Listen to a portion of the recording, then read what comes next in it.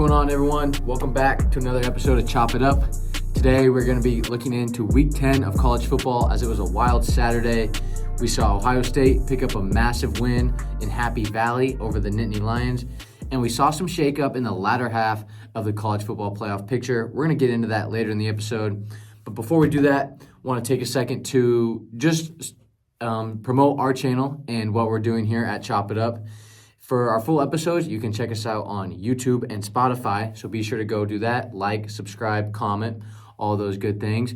And then for those of you that don't have as much time in the day, be sure to go check us out on Instagram and TikTok as we post clips from the show and our predictions for college football, NBA, NFL, all that good stuff on those platforms as well. So be sure to go check us out there, like, subscribe. We're gaining a strong following here, so just go support the show. We're doing some good stuff.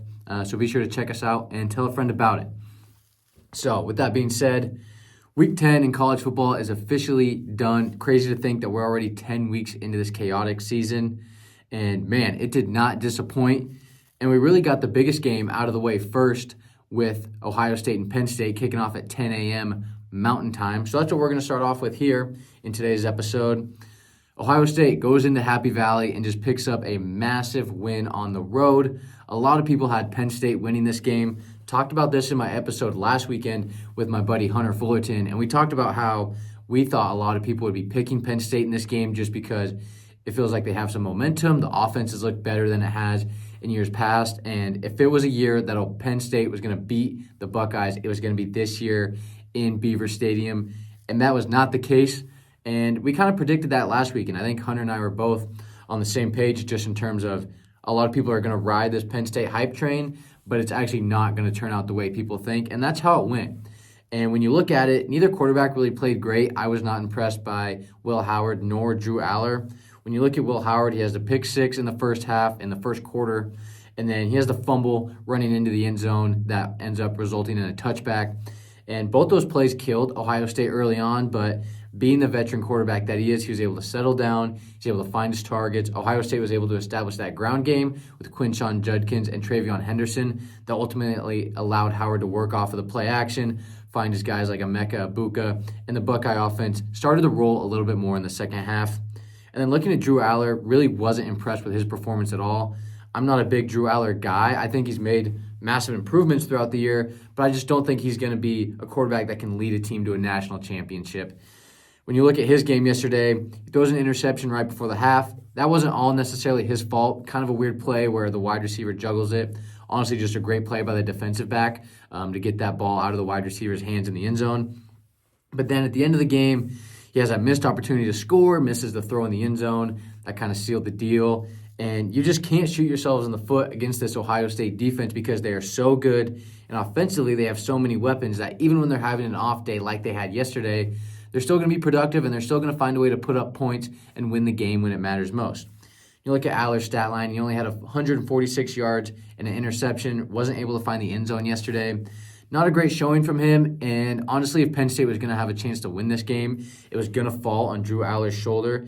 Yes, Penn State has a strong running game, but you can't rely on only one part of your offense against a defense of this caliber. You have to be able to be dynamic. And I think as bad as Penn State was in the big moments, you have to give credit to Ohio State. They get the big interception before the half, like I just mentioned, and at the end of the game, to make 3 straight stops on inside runs against a team that had success running the ball throughout the game, and then to come up big on fourth down to get that stop, that's massive. And you have to give credit to this Ohio State defense. Their backs were against the wall all day long because of the situations that their offense put them in. And they responded. They were a little shaky early on, but they found their rhythm. They were able to quiet down the crowd at Beaver Stadium. And that ultimately helped this Ohio State team get a win in an environment that is not easy to win games. Whether Penn State is in a down year or not, Beaver Stadium is not an easy place to play. We've seen that time and time again. And I think this credit has to go to Ohio State for just being tough. Were they perfect by any means?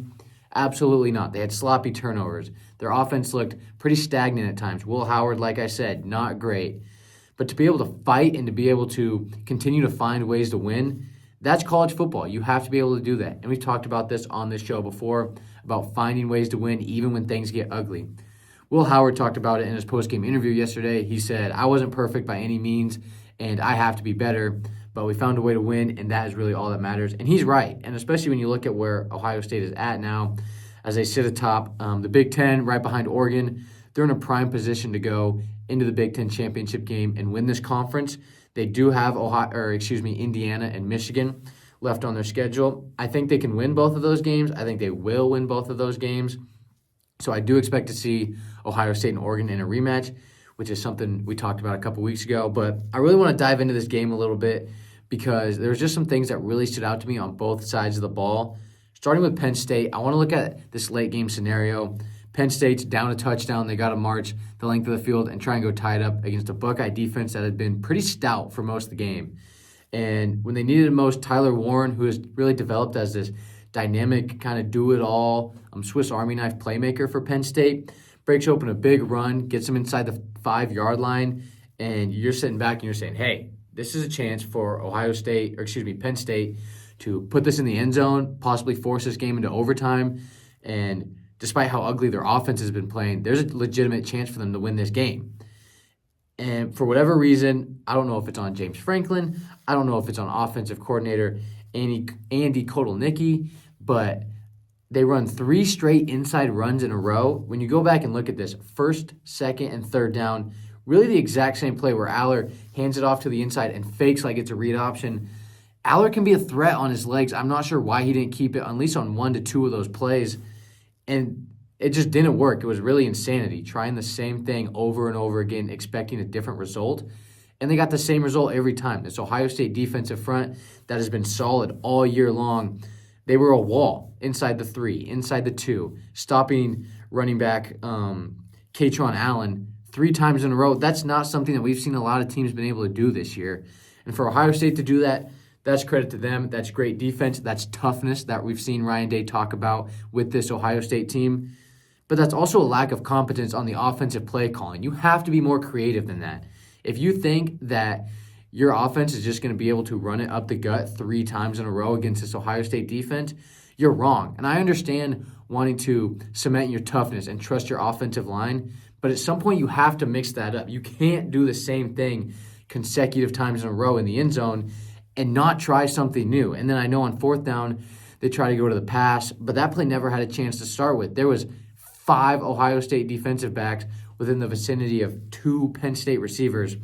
And to me, that play was kind of just like the representative of the game in the fact that Penn State was just trying to find something new and it just wouldn't work. And so to me, that Penn State drive and that end of the game situation really kind of it really cost them the game. Like, you have to be able to find a way to put that in the end zone. And obviously, they could have kicked the field goal. There was about 5 minutes left on the clock. So they could have tried to play the field position game. Ultimately, didn't work out as Ohio State was able to run down the clock. I want to get into that more in a second. But I'm just really disappointed in James Franklin and kind of his coaching. I think when you look at this game, yes, James Franklin should take a lot of slack. Part of it is not entirely on him. But when you just look at some of the miscues in this game, I think that has to fall on him. Penn State jumped out to an early 10-0 lead after the Will Howard pick 6. Beaver Stadium was rocking. You could feel the stadium vibrating through your phone. It was one of those environments that you always hear about in college football. And especially in a daytime game, you don't really see that as much. But Ohio State's backs were against the wall early. And for me watching that game, I'm sitting there and I'm like, ooh, is this going to get ugly early? Especially against the Ohio State team that really hasn't been down big. I know they lost to Oregon, but that was a back-and-forth game. And so Penn State has them against the ropes early on, and then they go 3 straight 3-and-outs, and then they have an interception to wrap up the first half. And you just can't do that. You have to prioritize the football. You have to maximize each possession. When you play a team like Ohio State, you have to have late-game execution, lack of penalties, and you have to capitalize in the end zone. And when you look at this, late-game execution wasn't a factor. They had 3 plays inside the 2-yard line. They ran it 3 times in a row, didn't get it, threw it on 4th down, didn't get it, end of game. At the end of the first half, they have a chance to put it in the end zone and take a lead going into half. That would have been a huge momentum shift in the game. Ultimately, ends up in an interception. Penn State gets no points out of it. And early in the game, obviously it doesn't seem like that big of a deal if you're up 10-0, but those early drives where you're going 3 and out and you're stagnant and you're just playing field position, you have to capitalize there. You have to continue to take risks. And I think this falls on James Franklin. I think he got a little complacent early on.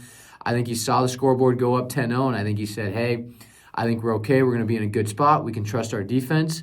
And for a lot of the time, you can trust that Penn State defense because of how good they've been throughout the year. But at some point, you have to trust your offense to make plays. And he just really didn't do that. I didn't like the lack of aggressiveness that I saw from the play calling. I think you have to trust Drew Aller to throw it a little bit more, find more creative ways to use guys like Warren, who are these dynamic playmakers. We didn't really see him a lot. And so as much as I think, Drew Aller didn't have a great game and Penn State just didn't have what it took offensively, I think they're also a little complacent and almost scared of the moment. And that is why so many Penn State fans are upset with James Franklin, because this isn't the first time we've seen this.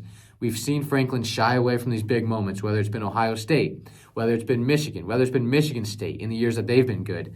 They shy away from big moments, and this Penn State team just can't find a way to make plays. I think a lot of that is representative of their coach.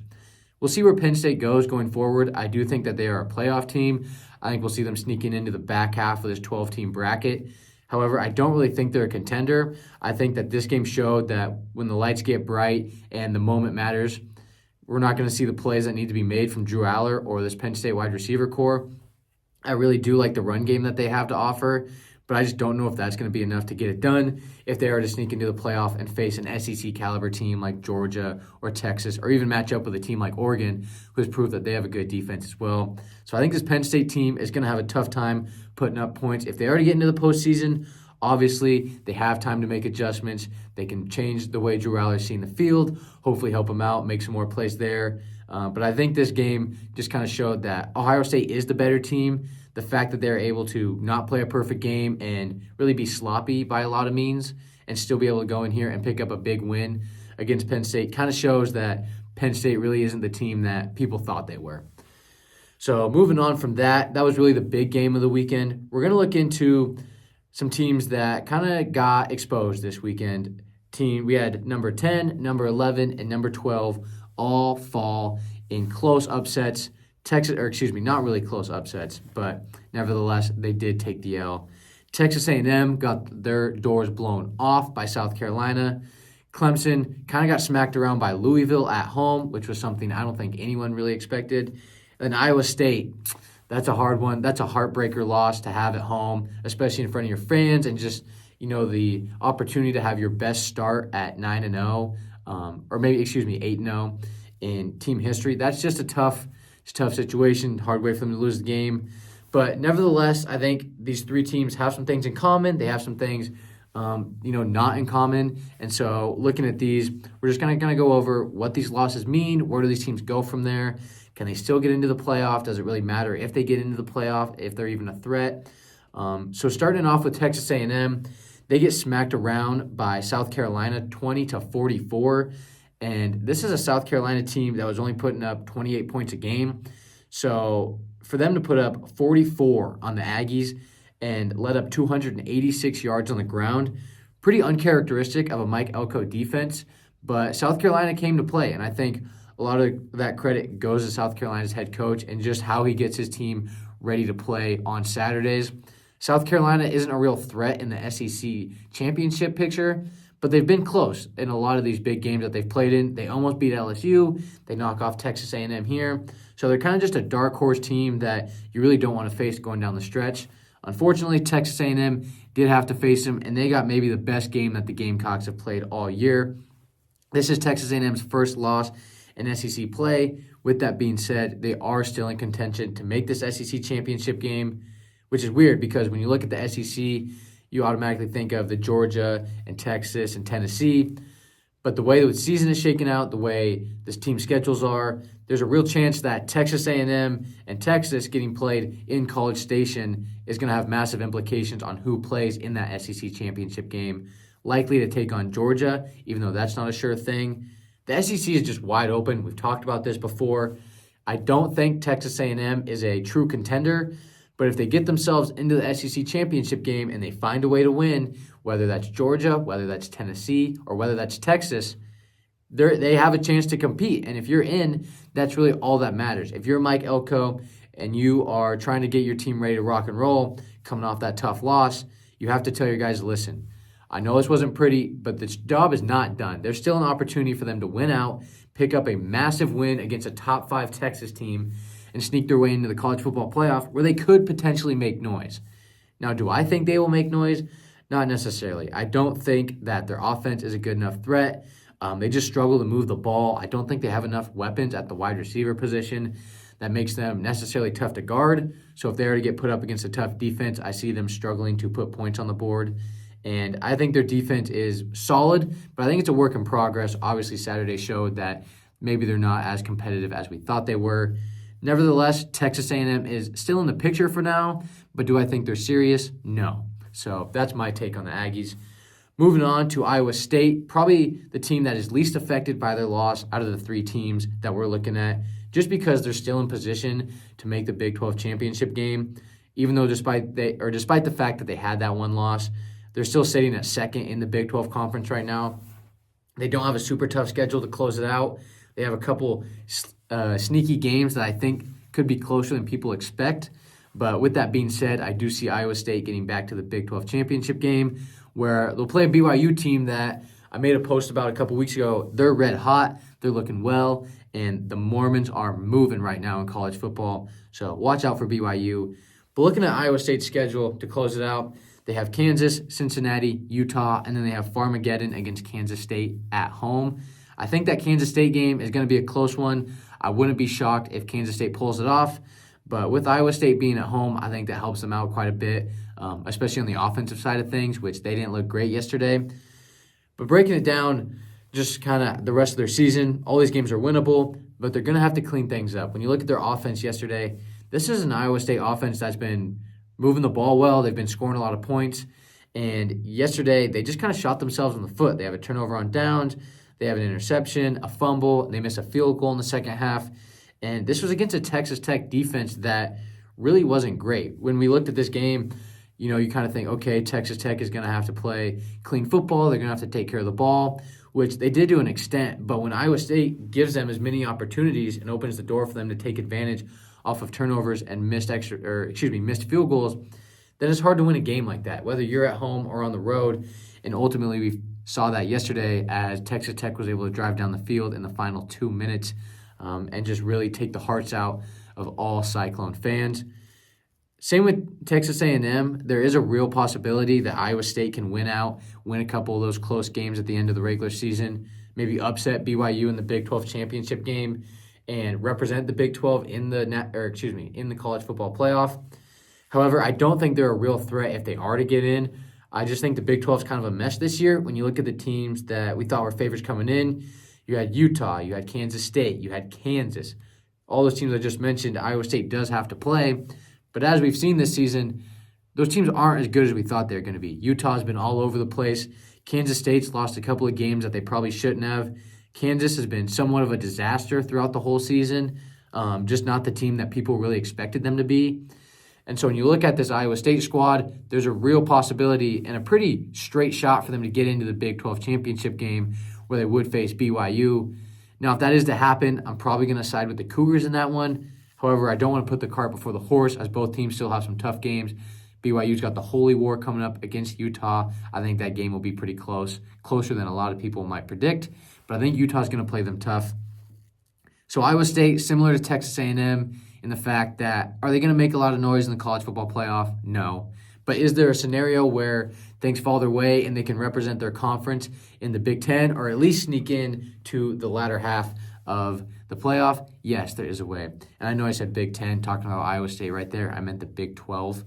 That's my thoughts on the Cyclones. I know it's kind of a cool story for them to be as good as they were and be undefeated up until this point in the season. But I don't think anyone was really too worried about this Cyclones team, and neither am I. Looking at our final team, we got the Clemson Tigers. The frauds have finally been exposed.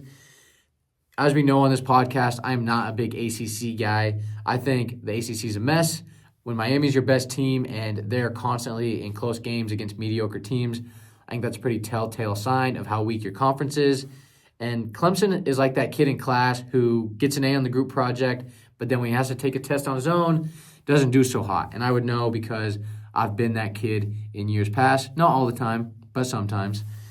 Clemson just hasn't played anyone all year. And I know their offense, people look at it and go, oh, well, Cade Klubnik's finding his rhythm, and the run game is really strong for this Tigers offense and Dabo Swinney.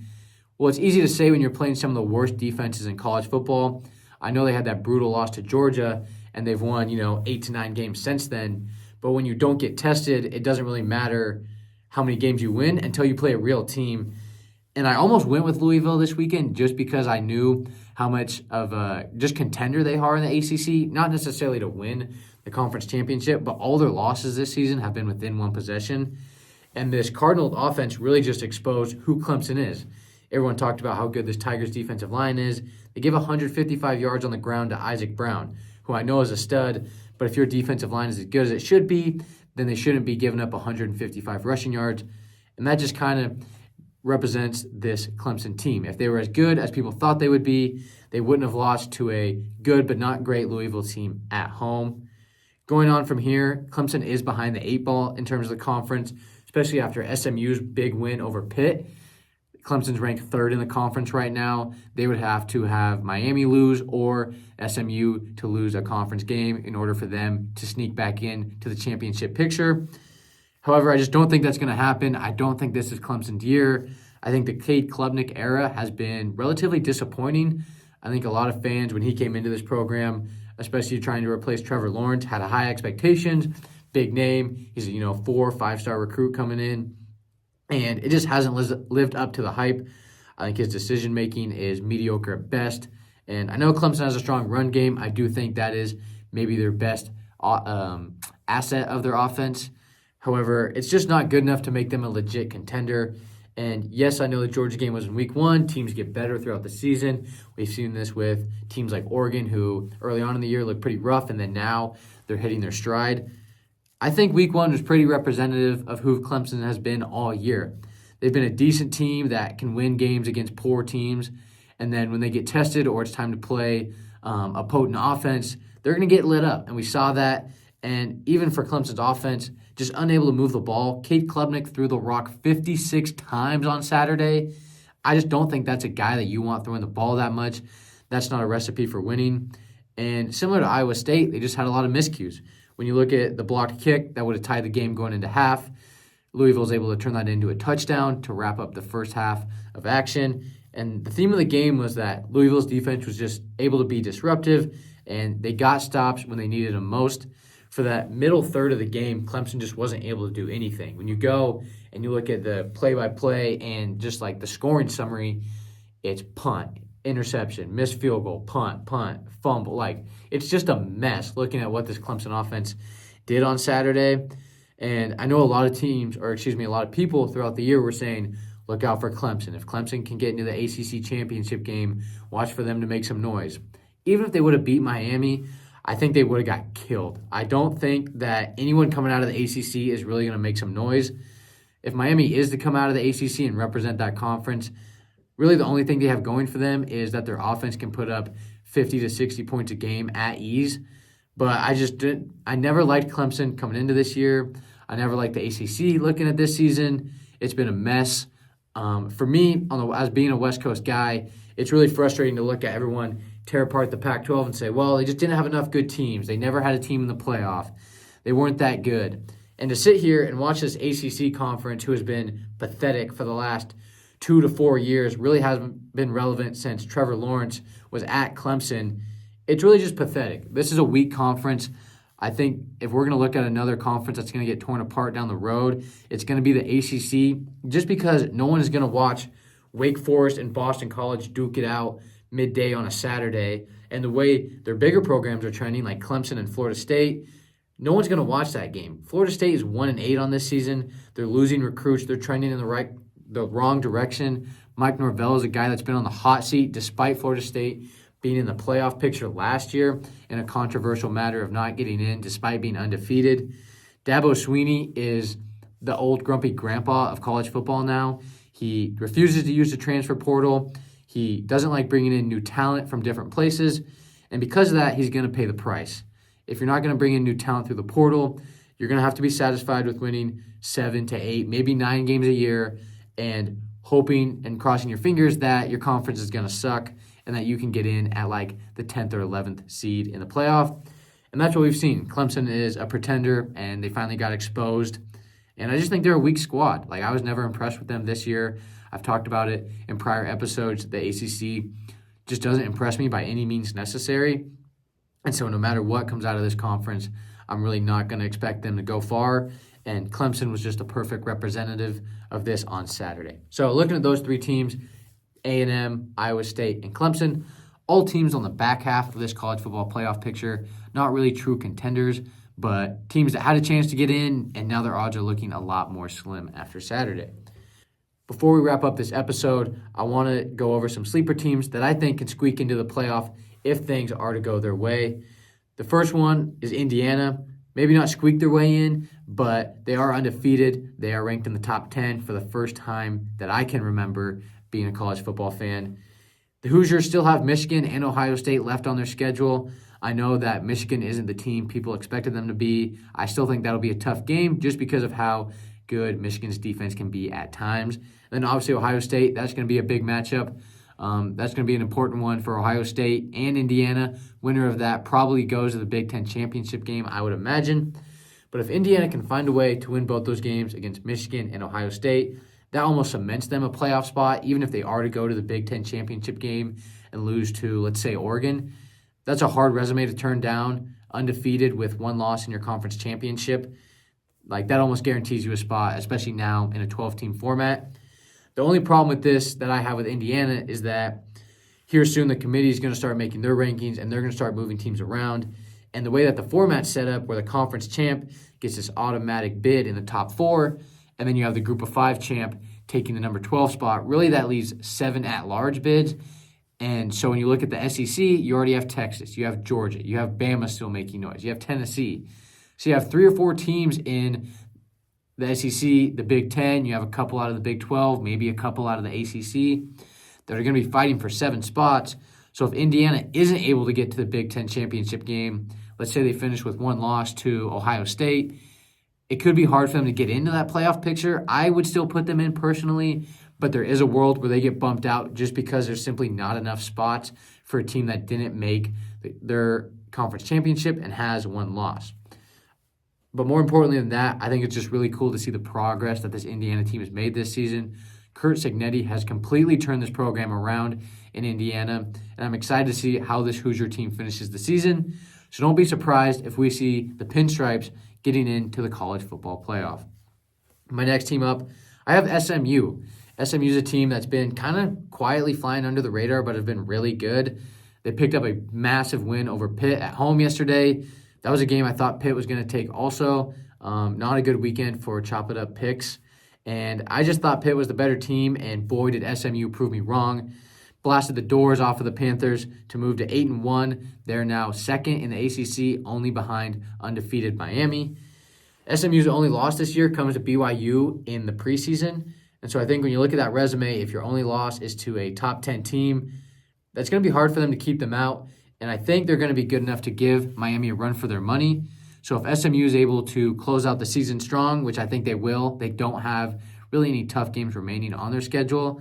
If they find a way to beat Miami in that ACC championship game in Charlotte, watch out for the Mustangs to make some noise in the playoff. I like what I see from them offensively. Their defense, I think, is better than people give them credit for. So it'll be interesting. I think when you look at SMU, like, no one has been talking about them all year long. So for them to come out of the woodworks and say, hey, we're a playoff contender whether you like it or not, it's pretty interesting. It's a cool story just seeing where this program has been pretty irrelevant for the last 5 to 10 years. And then to move to a new conference, hypothetically a better conference, even though I don't know if I would say that, and to be in the playoff picture is pretty unique. And I think as the season winds down, look for SMU to be in this playoff picture and be a threat to win the ACC. Finally, my last team that could sneak into the playoff is Army. I don't think anyone would have been saying that at the beginning of the year, but Army is undefeated. They play Notre Dame in 2 weeks, and they have a chance to win their conference. And that puts the committee in a weird spot because if Army finds a way to beat Notre Dame, which I think they will play Notre Dame closer than Navy did a couple weeks ago, hopefully they will if you're an Army fan, because that Notre Dame game was a murder scene against the midshipmen.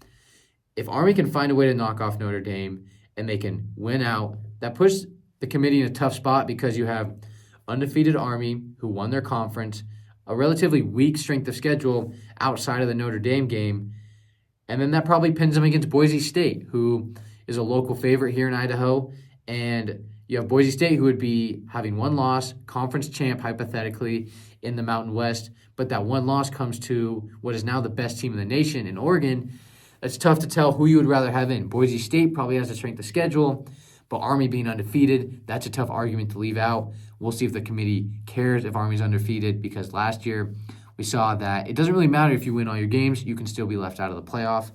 But I think when you look at this Army team, they put up a lot of points on the board, and that is something that is exciting to watch. That's going to put fans in seats. It's going to make people tune in, and that can be something that will play a role, I think, if it comes time for Army to get into the playoff. Watch for them to make some noise. I know my Boise State fans here are not going to be excited to hear that, but I think Army can be a team that could sneak into the playoff. If we see a couple more of these weeks where teams 8 through 12 are losing and just kind of knocking themselves out of this playoff picture, and if Army continues to win and they pick up a top 10, top 15 win over a Notre Dame squad, watch out for them to sneak into the playoff. That is going to wrap it up here for my episode of Chop It Up. Things have been busy here. Cross-country season is winding down for me personally, so it has been busy, but I'm looking to get more episode up, more content for you guys. So be sure to keep tuning in. We appreciate your support. Be sure to check us out on YouTube, Spotify, Instagram, TikTok, whatever you want. Like, subscribe, comment, drop a follow. That is going to do it for this week's episode. Thank you guys for watching.